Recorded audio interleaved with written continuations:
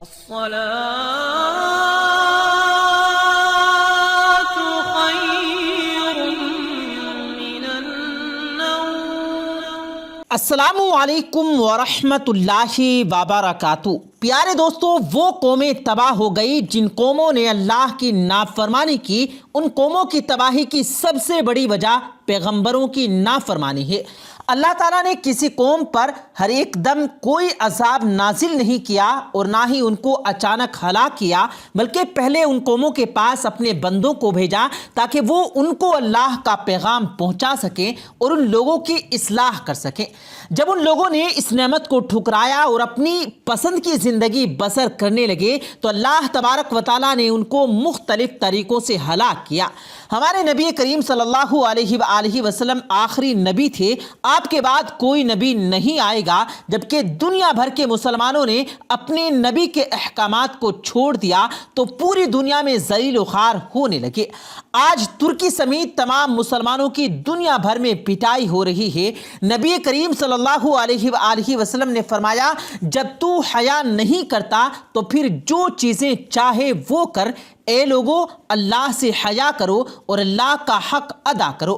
کسی صحابی نے پوچھا، یا رسول اللہ، ہم اللہ سے شرماتے ہیں۔ آپ صلی اللہ علیہ وآلہ وسلم نے فرمایا، یہ حیا نہیں بلکہ اپنے دماغ کو قابو میں رکھنا، قبر میں ہڈیوں کے گل جانے کا دھیان رکھنا، پیٹ کو حرام سے بچانا، موت کو ہمیشہ یاد رکھنا، کرنے میں حق بجانب رکھنا، دنیا کی زینت کو ترک کر دینا۔ جس نے یہ کام کیے اس نے اللہ کی حیا کا حق ادا کر دیا۔ ترکی میں اس قدر بے حیائی ہے کہ شراب خانے، ڈانس کلب، جوئے کے اڈے ساری رات چلتے رہتے ہیں۔ جب کوئی قوم اللہ کی حدود کو کروس کرنے لگتی ہے تو پھر اللہ تبارک و تعالیٰ انہیں عبرت کا نشان بنا ڈالتا ہے۔ پیارے دوستو، اللہ تعالیٰ نے انسانوں کی رہنمائی کے لیے 1,00,000 کم و بیش 24,000 پیغمبر بھیجے، جنہوں نے بتایا کہ انسان کا اس دنیا میں اصل مقصد کیا ہے۔ انسان اس دنیا میں محدود مدت کے لیے آیا ہے جہاں اسے آزمایا جائے گا۔ اس دنیا کے بعد ایک اور دنیا ہے جہاں ہمیشہ قیام کرنا ہے۔ قیامت کے دن ہر ذی روح کو اللہ کے حضور پیش ہونا ہے۔ دنیا میں ان کے جو اعمال تھے، چاہے وہ نیک تھے یا بد، ان کے مطابق مستقبل کا فیصلہ ہوگا۔ حضرت آدم علیہ السلام سے حضرت محمد صلی اللہ علیہ وآلہ وسلم تک تمام انبیاء کرام نے اللہ کا راستہ بتایا، برے اعمال سے دور رہنے کی تلقین کی۔ جن لوگوں نے اپنے نبی کی اطاعت کی وہ کامیاب ہوئے اور اللہ کی رحمتوں سے فیضیاب ہو گئے۔ جن لوگوں نے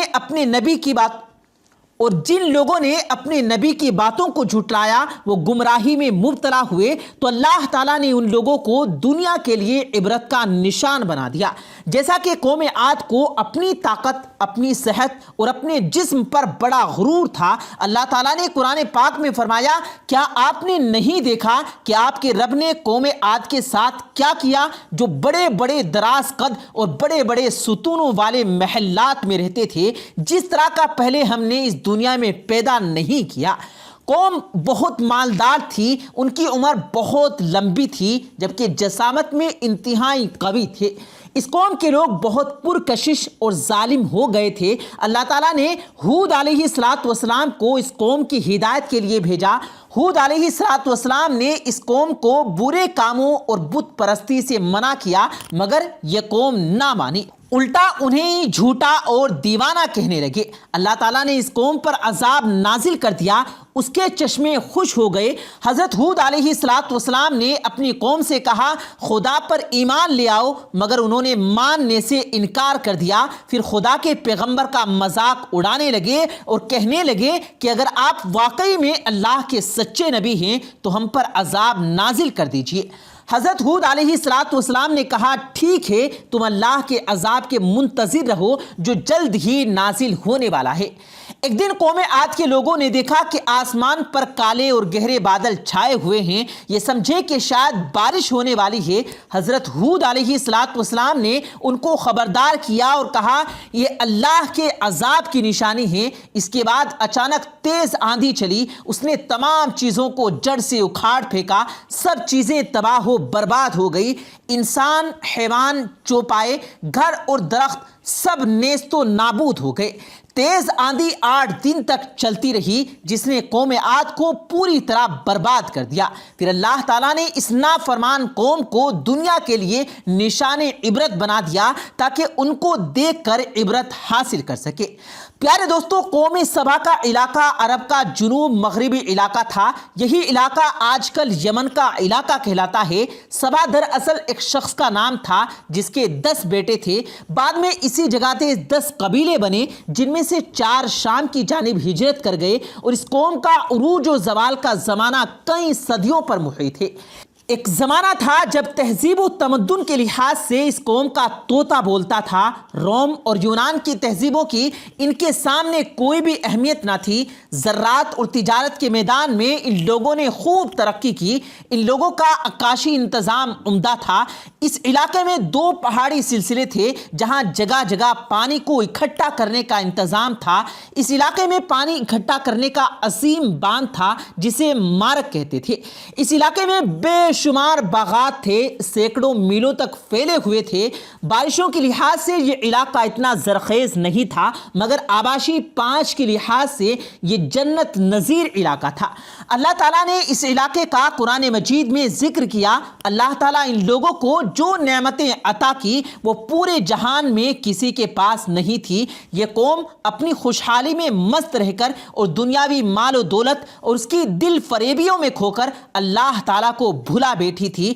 अल्लाह ताला ने इस कौम की तरफ 14 अंबिया इकराम भेजे जिन्होंने इनको अल्लाह ताला के अहकामात सुनाए।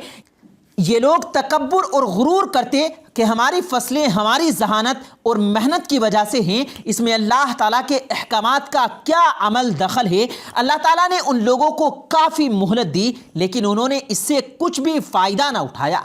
आखिरकार अल्लाह ताला ने उन पर अजाब भेजा। उनका सबसे बड़ा डैम मारब था जिसके लोहे के दरवाजे थे जिनको ज़रूरत के वक्त उठाया जाता और फिर पानी छोड़ा जाता।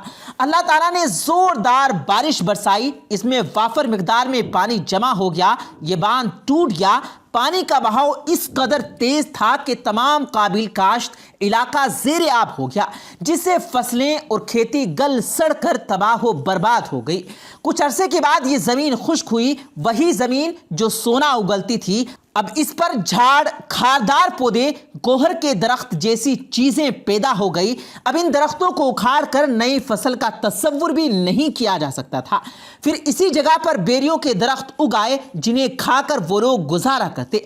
अल्लाह ताला ने इस बात का जिक्र कुरान मजीद में फरमाया, लेकिन उन्होंने डू गर्दानी की तो हमने उन पर जोर के सैलाब का पानी भेज दिया और हमने उनके हरे भरे बागों को ऐसे बागों में तब्दील कर दिया जो बदमज़ा झाड़ और बेरी के दरख्तों वाले थे। ये अजाब उनको अल्लाह की नेमत की नाशुक्री की वजह से मिला जिसका जिक्र अल्लाह ताला ने कुरान मजीद में फरमाया कि हमने उनकी नाशुक्री का बदला उन्हें दिया। हम ऐसी सज़ा नाशुक्रे लोगों को देते हैं। इसी तरह प्यारे दोस्तों, दुनिया में ऐसी कौम थी जो नाप तोल में कमी करती थी। अल्लाह ताला ने उनकी हिदायत के लिए शुएब अलैहिस्सलातु वस्सलाम को भेजा। उन्होंने आपको झुटलाया और कहा कि अगर तुम सच्चे हो तो हम पर आसमान का टुकड़ा गिराकर हमें हलाक कर दो। अल्लाह ताला ने फिर इस कौम पर अजाब नाजिल किया। ये पहली कौम थी जिस पर जहन्नुम का दरवाज़ा खोल दिया गया जिसकी वजह से पूरी आबादी में शदीद गर्मी और लो की हरारत और तपिश फैल गई। बस्ती वालों का दम घुटने लगा। वो अपने ऊपर पानी का छिड़काव करने लगे मगर पानी और साए से उन्हें चैन नहीं आ रहा था। फिर अल्लाह ताला ने एक बदली को भेजा। तमाम लोग सुकून के लिए उसके पास आ गए। इतने में जलजला आया और आसमान से आग बरसने लगी जिसमें सब टिड्डियों की तरह तड़प तड़प कर मर गए। शुएब अलैहिस्सलातु वस्सलाम की कौम ने खुद ही कहा था, ए शुएब, हम पर आसमान का कोई टुकड़ा गिरा कर हमको हलाक कर दो। चुनांचे वही अजाब उन लोगों पर आया और उनको हलाक कर दिया गया। प्यारे दोस्तों, ये पहली कौम थी जिस पर अल्लाह ताला ने जलजला भेजा था। خواتین و حضرات، ہم اللہ رب العزت سے کس قدر دور ہیں۔ اللہ تعالیٰ روزانہ 5 دفعہ ہمیں اپنے پاس بلاتا ہے، مگر ہم اس دنیا میں اس قدر مگن ہو چکے ہیں کہ ہمیں اللہ کے احکامات کی کوئی پرواہ نہیں۔ اگر موت آ گئی تو ہم اللہ کو کیا جواب دیں گے؟ اللہ تبارک و تعالیٰ سے دعا ہے کہ اللہ پاک ہم سب کو راہ مستقیم پر چلنے، 5 وقتہ نماز باجماعت ادا کرنے کی توفیق دے، آمین ثم آمین۔ پیارے دوستو، امید کرتے ہیں آپ کو آج کی ہماری یہ ویڈیو ضرور پسند آئی ہوگی۔ اگر آپ کو یہ ویڈیو پسند آیا ہو تو اس ویڈیو کو دل سے لائک کریں اور زیادہ سے زیادہ لوگوں تک اس ویڈیو کو ثواب کی نیت سے شیئر کریں، اور اس ویڈیو کے بارے میں آپ کی کیا رائے ہے کمنٹ سیکشن میں اپنی رائے کا اظہار ضرور دیں، اور مزید اسی طرح کی روز کی ویڈیو پانے کے لیے ہمارے چینل کو ضرور سبسکرائب کریں۔ ملتے ہیں پھر ایک نئی ویڈیو کے ساتھ، تب تک کے لیے اللہ حافظ۔